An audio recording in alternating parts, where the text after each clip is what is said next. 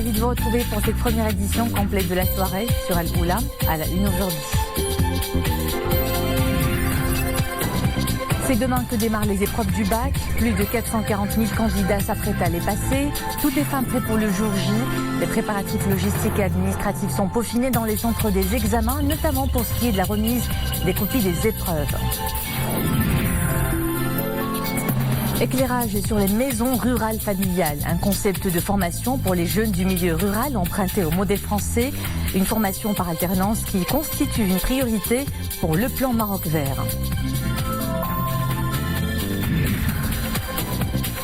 À Rabat, une exposition inédite de chefs-d'œuvre italiens, classique reloaded méditerranéen réunit 13 artistes italiens et dévoile une partie de la collection du musée Maxi de Rome autour d'un patrimoine identitaire commun, celui de la Méditerranée. Fin des épreuves de l'examen régional de la première année du bac, début demain de celle du bac. Les derniers préparatifs se poursuivent, les salles des épreuves s'équipent et l'opération de remise des copies dans les enveloppes suit son cours en direction des centres d'examen. Nous le verrons à Marrakech avec Amina Allam, Mohamed Hassan Meskour et Mohamed Aïtlishkar. Opération ce matin de transport des épreuves sous escorte policière. Nous sommes au siège du centre régional de la formation continue et de la recherche pédagogique à Marrakech. À l'intérieur du centre, les copies des épreuves du baccalauréat sont placées dans des enveloppes sous surveillance vidéo. Ces enveloppes sont destinées aux commissions provinciales de supervision du déroulement des épreuves du baccalauréat, session juin 2019. Une fois classées, les enveloppes contenant les épreuves sont transportées sous escorte des véhicules de la Sûreté nationale en direction des centres des examens.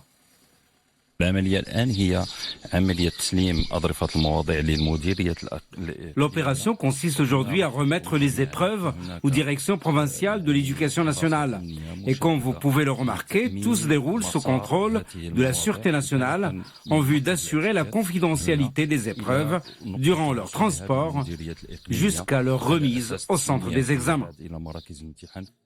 Et justement, au niveau des centres des examens, à J-1, les préparatifs se sont poursuivis toute cette journée. Liste des candidats par salle d'examen, table numérotée et contrôle des équipements de lutte contre la triche. Nous avons d'abord préparé les feuilles de brouillon et de rédaction, toutes tamponnées et mentionnant le nom du centre des examens. Pour la région Marrakech-Safi, le nombre des candidats aux examens de la session de juin du baccalauréat s'élève à 47 630, dont plus de 22 000 candidates. Les examens se dérouleront dans 169 centres, au niveau des 8 directions provinciales de l'Académie régionale. Demain donc, vous serez un peu plus de 440 000 à concourir pour le précieux Sésame, dont 244 700 dans les filières scientifiques et techniques, 187 000 dans les filières littéraires et originelles et 25 000 candidats dans les branches internationales. Les résultats seront affichés le 26 juin et puis une deuxième chance sera réservée aux recalés qui passeront la session de rattrapage les 4, 5, 6 et 8 juillet. Opération de recensement relatif au service militaire pour l'année 2019. En voici les chiffres. 133 820 candidats ont rempli le formulaire de recensement pour la période allant du 9 avril au 7 juin. Parmi ces candidats, 13 614 sont de jeunes femmes, soit 10,17% du total des candidats. Dans un communiqué, le ministère de l'Intérieur annonce que les commissions régionales se réuniront au niveau de chaque préfecture, province et district à partir de lundi 17 juin afin d'arrêter la liste des personnes recensées ayant droit au service militaire durant la période écoulée. Et compte tenu de la grande implication des jeunes dans le processus de recensement, la commission centrale se réunira avant la fin du mois pour fixer des normes strictes dans le plein respect du principe d'égalité des chances et d'équilibre entre les régions. À présent, on fait le point sur le bilan d'étape du plan de santé 2025 présenté ce matin par Anas Dkali. Le plan se veut une feuille de route pour l'ensemble des départements de la santé afin de consolider les acquis et d'ouvrir de nouvelles perspectives en termes de soins de santé primaire, d'offres hospitalières et de politique pharmaceutique. Plus d'explications avec le ministre de la Santé. c'est une occasion pour nous de consolider les programmes de santé et d'ouvrir de nouveaux programmes de santé, notamment pour les maladies non transmissibles, le cancer aussi qui va connaître un nouveau plan.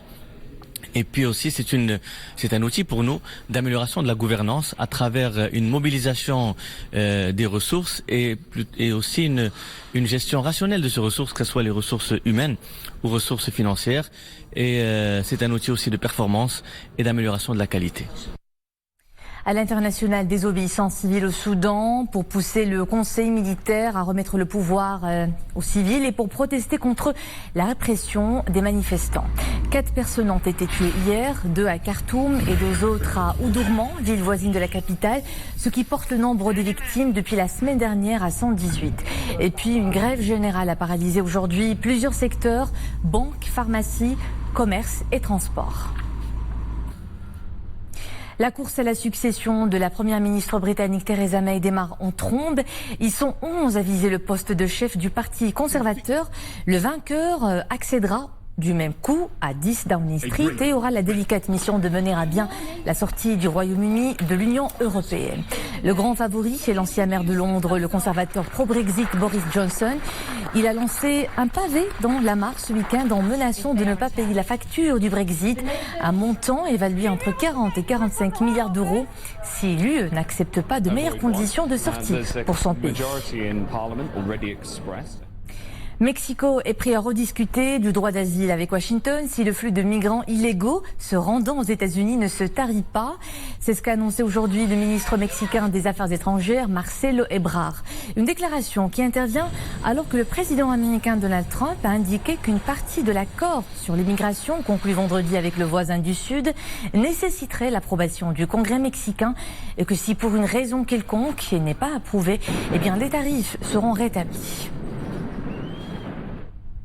Retour à ce qui fait la une chez nous, cette fois avec un éclairage sur ce qu'on appelle les maisons familiales rurales, des structures au service de l'agricole durable, des structures inspirées du modèle français où des paysans d'enfants déscolarisés étaient désireux de former leurs enfants au métier de l'agriculture. Aujourd'hui, le ministère de tutelle accorde une importance majeure à la formation agricole pour accompagner le plan Maroc Vert.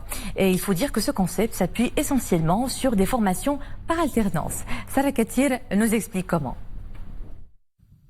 C'est pour répondre aux défis majeurs de l'éducation, de l'orientation et de la formation des jeunes dans le monde rural que sont nées les maisons familiales rurales.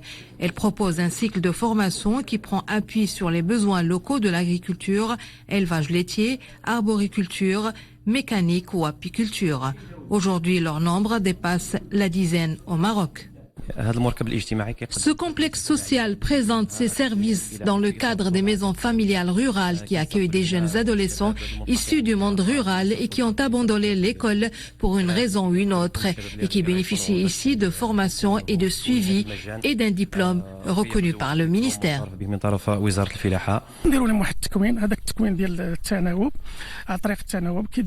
Ces stagiaires bénéficient d'une formation par alternance grâce à des conventions avec des grandes fermes agricoles. Et c'est en l'an 2000 que les premières maisons familiales rurales ont été créées au Maroc grâce à des associations réunissant des parents d'agriculteurs et des professionnels du secteur. La pédagogie d'alternance dans les maisons familiales rurales a démontré son efficacité car aujourd'hui dans le monde, il y a plus de 1100 maisons familiales qui adoptent ce système. Grâce à cette maison familiale d'Ouled Saïd que j'ai pu aller au Danemark dans le cadre d'une coopération entre les maisons familiales dans le monde.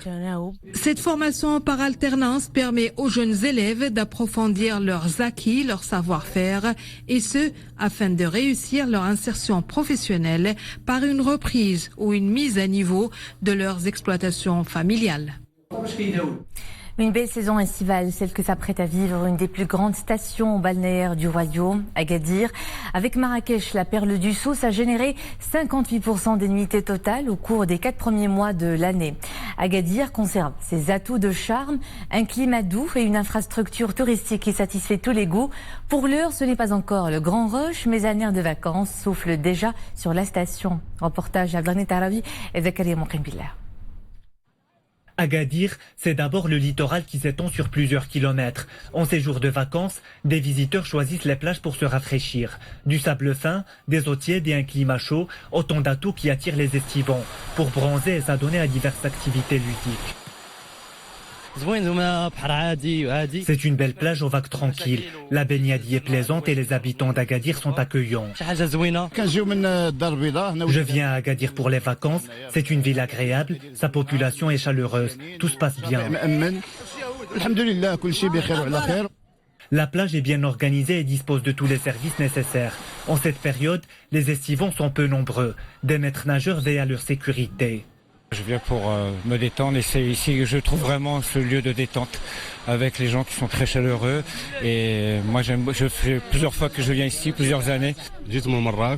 Je suis de Marrakech. La plage est propre, calme et il y a une ambiance sympa, en plus de la présence de nombreux maîtres nageurs. Sur la plage, les estivants peuvent s'offrir une balade à dos de dromadaire. Le secteur accueille des hôtels et de nombreux cafés et restaurants alliant tradition et modernité. Grâce à ces atouts, Agadir est une destination de choix pour le tourisme balnéaire. Une exposition inédite de chefs-d'œuvre italiens à la Villa des Arts de Rabat. Classic Reload de Méditerranée a donné à voir les œuvres de 13 artistes italiens et dévoile une partie de la collection du musée Maxi de Rome. L'événement propose la revitalisation d'un patrimoine identitaire commun. Après Beyrouth et Tunis, l'exposition prend pied sur une terre de dialogue. Un dialogue de paix qui anime les deux rives de Mare Nostrum. Amin Sharkawi, Abdelrahim Benchikhi et Zakaria Moukhimbillah. Des œuvres picturales, des sculptures et des photographies. 20 œuvres de 13 artistes italiens exposées. La diversité des formes d'expression reflète un riche métissage culturel. Les artistes italiens veulent valoriser la profusion des arts plastiques. Sélection de 13 artistes italiens qui travaillent avec différentes techniques et matières sont bien sûr une référence très précise à une culture méditerranéenne qu'on a essayé de mettre en relation entre les œuvres et les lieux qui les hospitent. Et donc, en effet, chaque fois, c'est une nouvelle relation, une nouvelle confrontation entre une esthétique du lieu et les œuvres. Ces chefs-d'œuvre de l'art italien dévoilent le lien entre tradition classique et pratique artistique contemporaine. L'exposition entend favoriser les valeurs de paix et de tolérance, faciliter la compréhension entre les peuples et célébrer le patrimoine culturel commun. Il y a aussi une attention particulière vers la culture commune avec les autres civilisations qui se trouvent au bord de la mer commune. Donc c'est pas simplement l'antiquité et la classicité italienne, mais c'est aussi la classicité des autres cultures méditerranéennes. À travers cet événement, la collection du musée Maxi de Rome joue le rôle d'instrument de diplomatie culturelle. L'exposition se poursuit à la Villa des Arts de Rabat jusqu'au 30 octobre. Et c'était le mot de fin de cette édition. Merci à vous de nous suivre. L'info est de retour à 21h en compagnie de Qais Mohsin. Au plaisir de vous retrouver demain.